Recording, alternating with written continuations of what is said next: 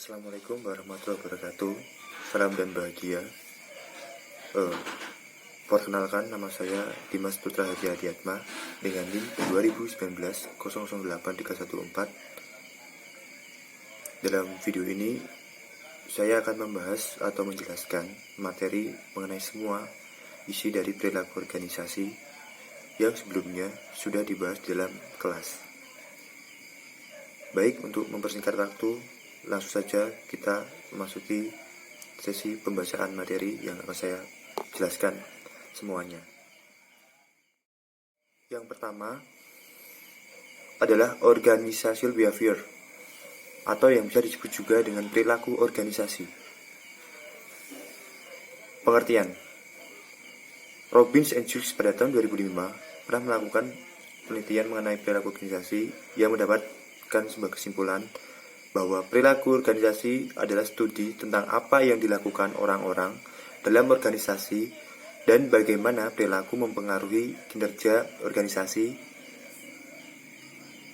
dan hal ini berkaitan dengan kerja atau kinerja, perputaran pegawai, produktivitas, serta manajemen. Selanjutnya adalah fungsi manajemen. Ada 4. Yang pertama, perencanaan, pengorganisasian, kepemimpinan, dan pengadilan. Yang pertama, perencanaan itu adalah mencakup atau mendefinisikan sebuah tujuan, seperti menyusun strategi keseluruhan untuk mencapai tujuan tersebut. Dan yang kedua, pengorganisasian. Manajer juga bertanggung jawab untuk merancang struktur organisasi. Yang ketiga, kepemimpinan. Jadi setiap organisasi itu terdiri atas orang-orang serta tugas manajemen untuk mengarahkannya dan mengordinasikan orang-orang itu. Dan yang keempat ada pengadilan, di mana di sini terdapat pengawasan serta perbandingan dan koreksi potensial. Dan selanjutnya ada tantangan dan peluang manajer dalam menggunakan konsep organization behavioral atau perilaku organisasi. Yang pertama, merespon tekanan ekonomi yang terjadi. Yang kedua, merespon globalisasi yang ada di dunia. Ketiga, mengelola keragaman tenaga kerja. Yang keempat, meningkatkan layanan pelanggan. Yang kelima, meningkatkan keterampilan bermasyarakat serta bekerja dalam organisasi jaringan. Materi yang kedua ada diversity in organization atau keragaman dalam organisasi. Pengertian keragaman. Keragaman atau diversity adalah suatu istilah yang luas, dan peran keragaman tempat bekerja atau workplace diversity dapat merujuk pada karakteristik apapun yang menyebabkan seseorang berbeda dari yang lainnya. Jadi setiap individu memiliki karakteristik yang berbeda dengan apa yang lainnya, karena perbedaan itulah yang membuat segala sesuatunya beragam, baik itu ras, agama, usia, dan jenis kelamin. Dan dalam perbedaan ini itu dapat menimbulkan sebuah kebahagiaan dan sebuah konflik yang dalam organisasi tersebut. Selanjutnya ada tingkat keragaman. Ada 2. Yang pertama, surface level diversity, dan yang kedua, deep level diversity. Surface level diversity adalah perbedaan karakteristik yang menimbulkan mudah dipahami seperti jenis kelamin, ras, etnis, usia, atau kecacatan, yang tidak selalu mencerminkan cara orang pikir atau rasa, tetapi dapat mengaktifkan stereotip tertentu. Sedangkan deep level diversity adalah perbedaan nilai kepribadian dan preferensi kerja yang semakin penting untuk menentukan kesamaan saat orang-orang mengenal satu sama lain dengan baik. Karakteristik biografis ada 8 yang sudah saya sebutkan. Yang pertama ada umur, jenis kelamin, etnis atau ras, disabilitas, masa kerja, agama, orientasi seksual, dan identitas budaya. Selanjutnya adalah sikap dan kepuasan kerja. Sikap kerja yang utama itu ada 4. Yang pertama, kepuasan kerja, keterlibatan kerja, komitmen organisasi, dan dukungan organisasi. Saya jelaskan, yang pertama itu kepuasan kerja. Itu adalah saat orang-orang berbicara mengenai sikap kerja, mereka biasanya merujuk pada kepuasan kerja, yang menjelaskan suatu perasaan positif tentang pekerjaan yang dihasilkan dari suatu evaluasi pada karakteristik-karakteristiknya. Yang kedua, keterlibatan kerja. Berhubungan dengan kepuasan kerja adalah keterlibatan kerja, yang mengukur tingkat di mana orang mengidentifikasi secara psikologi dengan pekerjaannya dan menganggap kinerja mereka yang dihargai penting untuk diri sendiri. Yang ketiga, ada komitmen organisasi, di mana seorang pekerja mengidentifikasi sebuah organisasi tujuan serta harapannya untuk tetap menjadi anggota organisasi tersebut. Dan yang terakhir ada dukungan organisasi. Nah, dukungan organisasi yang dirasakan itu adalah tingkat di mana para pekerja mempercayai bahwa organisasi itu menilai kontribusinya dan peduli terhadap kesejahteraan para pegawai atau karyawan tersebut. Dan selanjutnya adalah dampak pekerja yang puas dan tidak puas terhadap tempat kerja. Ada 4, sama seperti yang tadi. Yang pertama adalah keluar. Keluar itu adalah dampak sebuah respon yang mengarahkan perilaku untuk meninggalkan organisasi, termasuk mencari sebuah posisi yang baru, serta pengunduran diri. Yang kedua adalah suara, di mana suara ini adalah respon yang termasuk secara aktif dan konstruktif, mencoba untuk memperbaiki kondisi termasuk menyarankan perbaikan.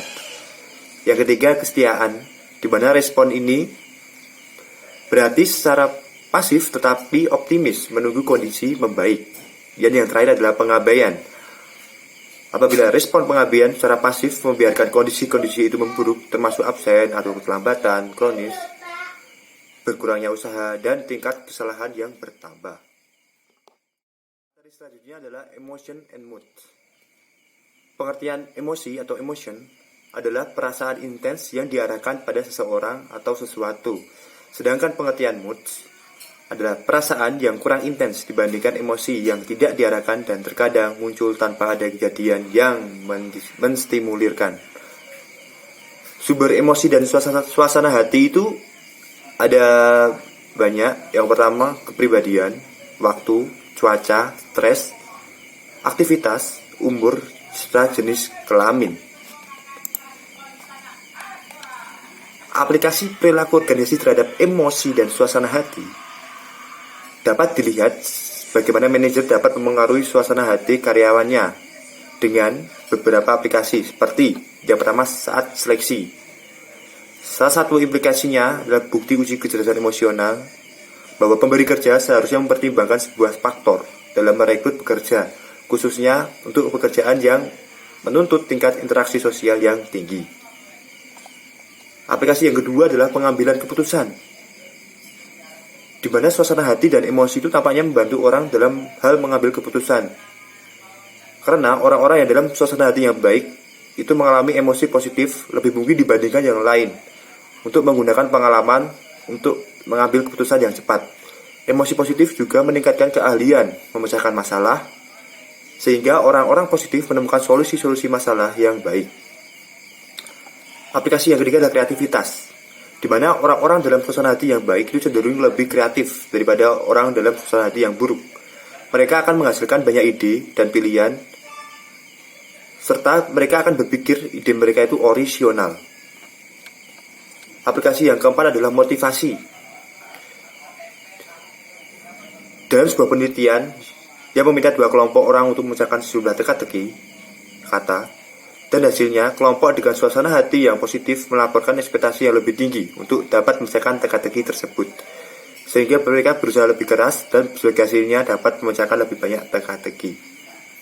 Aplikasi yang kelima adalah kepemimpinan. Kemampuan untuk memimpin orang lain adalah sebuah kualitas fundamental yang dicari organisasi dalam karyawan mereka. Para pemimpin yang efektif mengandalkan daya tarik emosional untuk membantu menyampaikan pesan-pesan mereka. Bahkan ekspresi emosi dalam pidato seringkali merupakan elemen penting yang membuat kita menerima atau menolak pesan seorang pemimpin. Yang keenam ada negosiasi. Aplikasi negosiasi adalah sebuah proses emosional. Namun, beberapa penelitian itu telah menunjukkan bahwa negosiator yang berpura-pura marah memiliki keuntungan atas lawan mereka. Karena ketika seorang negosiator menunjukkan kemarahannya, lawan menyimpulkan bahwa negosiator tersebut telah menyerahkan semua yang ia dapat, dan dengan demikian lawan akan menyerah. sehingga menunjukkan sebuah emosi negatif dapat saja efektif, tetapi berperasaan buruk terhadap penampilan Anda tampaknya merugikan negosiasi di masa depan. Yang ketujuh ada pelayanan pelanggan. Keadaan emosional seorang pekerja mempengaruhi pelayanan pelanggan yang berpengaruh terhadap tingkat pengulangan bisnis dan tingkat kepuasan pelanggan. Dan yang kedelapan ada sikap kerja. Di berbanyak penelitian itu menunjukkan bahwa orang yang mempunyai hati baik di tempat kerja cenderung berada dalam suasana hati yang lebih baik di rumah pada malamnya. Dan begitu pun juga sebaliknya. Dan yang kesembilan itu adalah perilaku menyimpang di tempat kerja. Emosi-emosi negatif juga dapat membawa perilaku menyimpang di tempat kerja. Siapapun yang pernah menghabiskan banyak waktu dalam sebuah organisasi menyadari bahwa orang-orang seringkali berperilaku dalam cara-cara yang melanggar norma-norma yang ada dan mengancam organisasi tersebut. Yang 10 ada keselamatan dan cedera di tempat kerja. Riset yang menghubungkan efektivitas negatif pada meningkatnya cedera di tempat kerja menyatakan bahwa pemberi kerja dapat meningkatkan kesehatan dan keselamatan dengan menjamin pekerja tidak terlibat dalam aktivitas yang berpotensi bahaya ketika berada dalam suasana hati yang buruk. Dan yang terakhir ada sikap manajer dalam mempengaruhi suasana hati. Nah, bagaimana sih manajer dapat mempengaruhi suasana hati? Nah, untuk memperbaiki suasana hati karyawan, para manajer dapat menggunakan humor dan memberi karyawan mereka penghargaan kecil atau reward sebagai apresiasi terhadap pekerjaan yang dilaksanakan dengan baik. Materi selanjutnya ada kepribadian dan nilai. Yang pertama, kepribadian atau personality itu adalah sekumpulan cara bagaimana seorang individu beraksi dan berinteraksi dengan orang lain. Kepribadian itu merupakan determinan paling penting bagi individu karena kepribadian menentukan bagaimana seorang individu berpikir, berperilaku, dan berperasa dalam berbagai macam situasi yang berbeda. Faktor-faktor yang dianggap berpengaruh terhadap kepribadian seseorang ada 3. Yang pertama, keluarga atau keturunan. Itu merujuk pada faktor genetika seseorang, misalnya yang berkaitan dengan fisik, yaitu tinggi badan, warna kulit, warna rambut, warna mata, dan lain-lain. Yang kedua, lingkungan. Lingkungan itu memiliki pengaruh yang cukup besar dalam kepribadian seseorang. Karena dalam lingkungan, seseorang pribadi dapat menangkap nilai-nilai atau norma yang akan diterapkan di kehidupannya. Dan terkadang lingkungan pun dapat membuat pribadi yang buruk ketika kita beda di lingkungan yang tidak baik, atau kita berada di lingkungan yang buruk. Dan yang ketiga ada gabungan atau konvergensi. Seseorang akan menurunkan pola asuh dari orang tua atau keluarganya dan akan mendapatkan pengaruh dari lingkungan. Pada pendekatan ini merupakan gabungan dari 20% gen dan 80% lingkungan, yang menyatakan lingkungan berpengaruh besar pada perilaku seorang pribadi. Selain kepribadian ada nilai atau value. Nah, value atau nilai itu adalah menunjukkan alasan dasar bahwa cara pelaksanaan atau keadaan akhir tertentu lebih disukai secara pribadi atau sosial dibandingkan cara pelaksanaan atau keadaan akhir yang berlawanan. Nilai memuat elemen pertimbangan yang membawa ide-ide seorang individu mengenai hal-hal yang benar, baik, atau diinginkan. Nilai memiliki sifat isi dan intensitas. Sifat isi menyampaikan bahwa cara pelaksanaan atau keadaan akhir dalam kehidupan adalah penting, sedangkan sifat intensitas adalah menjelaskan betapa pentingnya hal tersebut. Pentingnya nilai dan pembentukan nilai itu adalah karena nilai memberikan fondasi bagi pemahaman kita mengenai sikap dan motivasi orang-orang serta pengaruh persepsi kita. Nah, kita memasuki sebuah organisasi dengan ide-ide yang ditanamkan sebelumnya mengenai apa yang sebaiknya dan tidak sebaiknya terjadi. Yang terakhir dari nilai itu adalah kepribadian dan nilai-nilai individu di tempat kerja. Ada 2. Kecocokan orang pekerjaan. Seseorang yang realistis dalam pekerjaan yang berada dalam situasi yang lebih kongruen dibanding orang realistis dalam kerjaan yang investigatif. Sedangkan yang kedua ada kecocokan orang organisasi. Kecocokan orang organisasi pada dasarnya berpendapat bahwa orang-orang tertarik pada dan dipilih oleh organisasi yang sesuai dengan nilai-nilai mereka. Selanjutnya, materi yang terakhir adalah motivation concept. Pengertian motivasi. Motivasi adalah suatu dorongan, kehendak yang menyebabkan seseorang melakukan sesuatu perbuatan untuk mencapai tujuan tertentu. Nah, motivasi berasal dari kata motif yang berarti dorongan atau rangsangan atau daya penggerak yang ada dalam diri seseorang atau dalam diri individu. Ada 3 kata kunci untuk menjelaskan mengenai motivasi. Yang pertama, intensity, direction, dan persistence. Yang pertama tadi, intensity. Intensity itu adalah menjelaskan mengenai seberapa keras seseorang berusaha.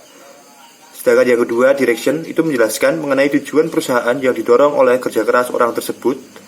Dan yang terakhir tadi, persistence, itu adalah menjelaskan bahwa orang yang termotivasi akan lebih lama tinggal dalam suatu pekerjaan untuk mencapai tujuan mereka. Dan penjelasan yang terakhir adalah tentang teori motivasi. Teori pertama itu adalah teori hierarchy of needs, teori yang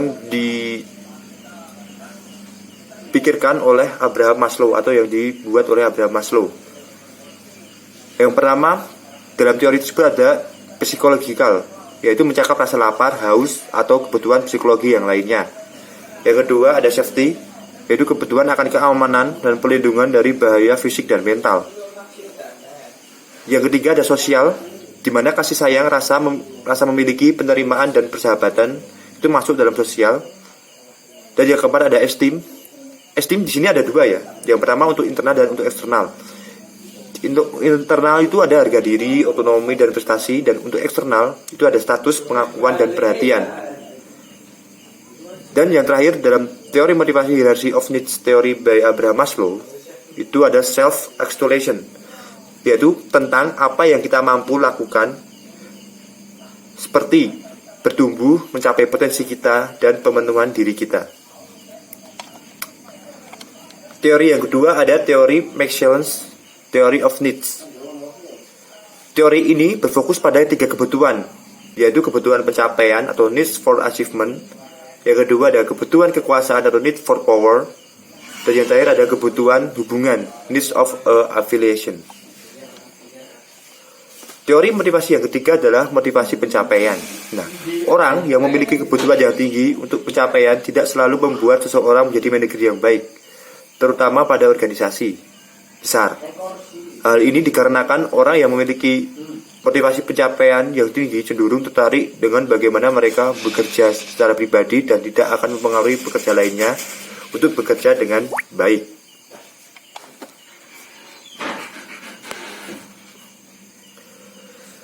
Selanjutnya ada teori motivasi kekuasaan. Nah, individu-individu yang termotivasi oleh kekuasaan itu memiliki keinginan kuat untuk menjadi berpengaruh dan mengendalikan. Mereka ingin pandangan dan ide-ide mereka itu harus didominasi dan dengan demikian mereka itu ingin memimpin. Individu tersebut itu termotivasi oleh kebutuhan untuk reputasi dan harga diri dan harga diri. Dan dalam individu tersebut dengan kekuasaan dan kewenangan yang lebih besar akan lebih baik dibanding mereka yang memiliki daya kekuasaan yang lebih kecil. Teori yang terakhir adalah teori motivasi hubungan atau afiliasi. Individu-individu yang termotivasi oleh afiliasi itu memiliki dorongan untuk lingkungan yang ramah dan mendukung. Individu tersebut yang berkinerja efektif dalam tim, dan orang-orang ingin disukai oleh orang lain dan memiliki kemampuan manajer untuk membuat keputusan terhambat jika mereka memiliki kebutuhan afiliasi yang tinggi, karena mereka lebih memilih untuk diterima dan disukai oleh orang lain, dan hal ini akan melemahkan objektivitas mereka. Oke, sekian dari saya. Itu tadi penjelasan mengenai seluruh materi perilaku organisasi. Apabila ada salah dan maafnya atau kurangnya, mohon maaf. Wabillahi hidayah. Wassalamualaikum warahmatullahi wabarakatuh. Sekian dan terima kasih. Semoga bermanfaat. Salam.